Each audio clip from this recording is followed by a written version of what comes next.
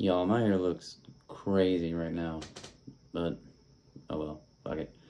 I wasn't planning to record this week. My brother passed away this past sometime between Thursday night and Friday morning.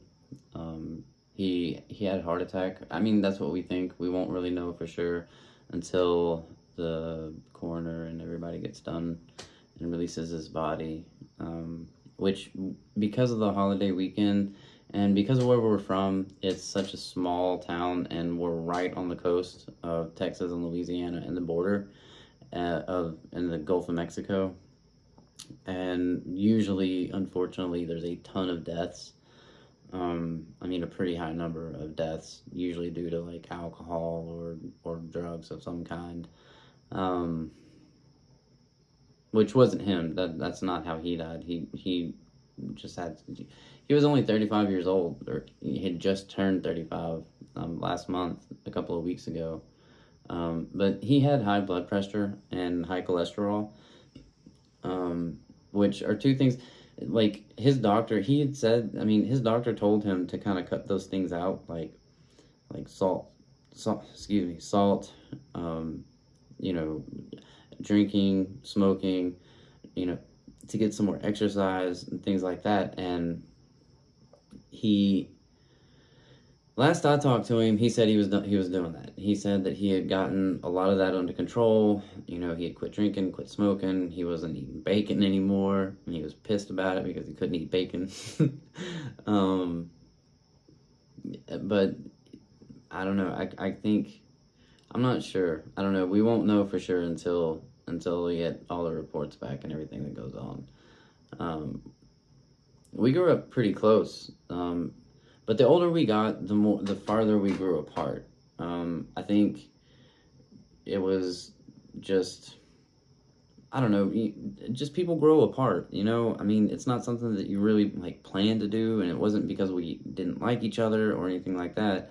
I mean, to be fair, at the last couple times, or the last time he saw me, I was still drinking, and so I was probably kind of a drunk dick, you know, a little bit, but and that's why like we hadn't spoken much in the past few years, and again, not out of anger or negativity or anything like that. It was just he was busy and I was busy.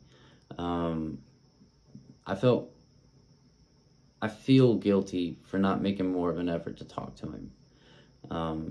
I used to tell him happy birthday every year on his birthday, but he never responded, and so I just kind of left it alone. I felt like if he wanted to respond, if he wanted to talk to me, he would, but he just never really reached out.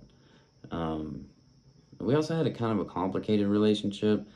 He didn't live with us growing up. He lived with our grandmother, which is a long story, and I don't want to get into it right now, but I do remember one of the times he did come to live with us, and we went to school together, which I was so excited about because, I mean, shit, my brother was coming to school with me, and it was the first time, and I was so excited about it, and, like, I was telling all my friends and all my classes, I was like, no, I'll show you, in between class, I'll show you, you'll see what he looks like, this is my brother. I was so fucking excited. And in between class, I never could find him. Like, every time we'd come out, I couldn't find him.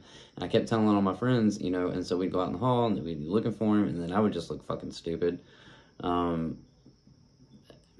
it wasn't until I got home from school that I found out that he had been pulled out early to go back to my grandparents' house, which, that sucked. It hurt a little bit. It was just not, I don't know. It just sucked. But anyway, I have to fly down to the funeral on Thursday, and I'm not really looking forward to it. Not because of him or anything that, like, has to do with him, but because I have to see people I haven't seen in a long time, and that makes me nervous. I'm also nervous because it's the first time that my girlfriend and I will be apart that long. And if you didn't hear the insecurities episode, fear of abandonment and being cheated on is one of mine.